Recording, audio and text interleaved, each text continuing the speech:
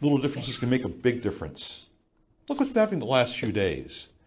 I mean, really magnificent weather around Wednesday and Thursday. Kind of rainy Saturday and Friday.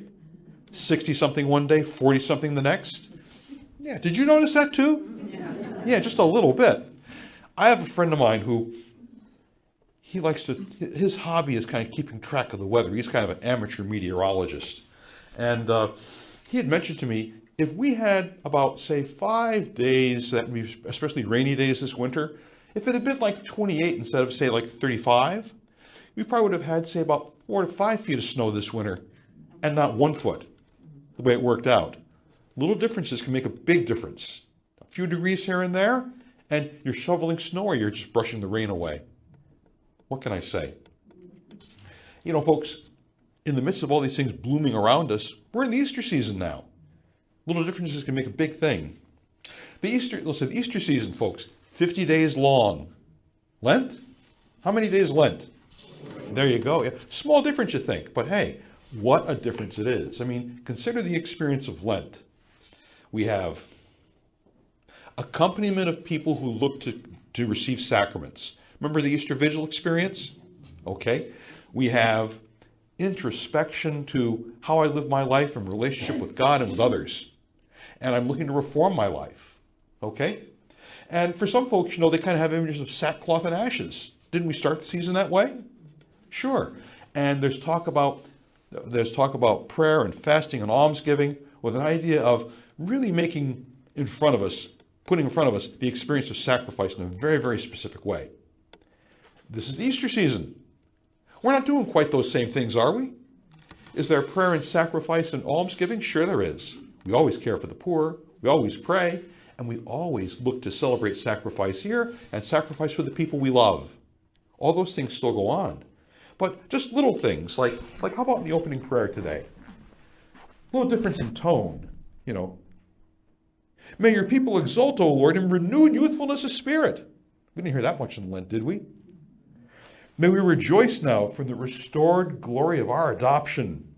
May we look forward with confident hope. Yeah, little differences mean a lot. The Easter season speaks of these things. How about all three of our readings today? You heard at varying times the experience of the Christ who is coming, again in glory. The Christ who, let's say, we're in a little foreshadowing of ascension. And how Father and Son will send the Spirit together for us. We won't be left alone. We have the experience of forgiveness of sin and a connection with eternal life and the promise of eternal life being given to us. Wow, that's just fabulous good news, isn't it? Probably the best good news of the Gospels. It's a time of great joy. It's a time for us to live that joy, live it to the fullest. It's a different season than Lent. It's not just the 50-day, 40-day thing. It's a whole change of season. Little differences can mean a lot. Hey, by the way, I've heard on a couple of occasions in my lifetime from wise people, of course Lent is a shorter season than Easter. Don't we have much to be thankful for? Don't our thanks go beyond words at this time of the year? We have so much that is there for us to think about, pray about, ponder, talk with our friends and family about and our neighbors. We need the time. We could use the extra 10 days and more just to realize that we are sisters and brothers of the risen Christ who leads us in the promise of new life to eternal life, and that we overcome sin and death. It's not a time of sackcloth and ashes. It's a time of standing erect, giving thanks to God, and being able to share in the goodness of this season right now, in the joy and the hope and the renewal of our status of being really sisters and brothers of the Christ in a very meaningful way. We are called to now go out and share with the world that which has been given freely to us. New life, grace, gift, love, and think of all the gospel virtues that come along with that. And if we can stand erect and be like the disciples, because really also you probably have been listening in these Easter season gospels, Jesus is imparting more and more confidence, strength, wisdom to the disciples. It's almost like a little bit of a finishing school for them. He's teaching them to become better disciples. We can draw from that advice.